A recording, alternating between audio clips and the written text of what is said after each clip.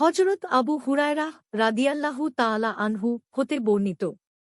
তিনি বলেন, রাসূলুল্লাহ সাল্লাল্লাহু আলাইহি ওয়াসাল্লাম বলেছেন, তোমাদের কাছে রাতে একদল ও দিনে একদল ফেরেশতাগণ আসতে থাকেন। তারা ফজর ও আসরের ওয়াক্তে মিলিত হন।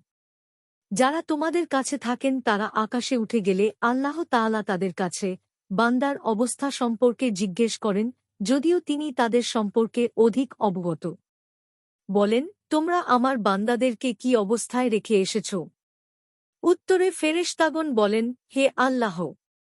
আমরা আপনার বান্দাদেরকে নামাজ আদায়ে রত অবস্থায় ছেড়ে এসেছি।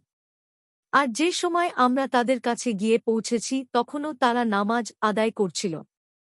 বুখারী ৫৫৫, মুসলিম ৬৩২, নাসাঈ ৪৮৫, মালিক ৪০০, আহমাদ ১০৩০৯, সহীহ ইবনু হিব্বান ১৭৩৭, সহীহ আল জামি ৮০১৯, মিশকাতুল মাসাবিহ ৬২৬। হাদিসের মান সহীহ।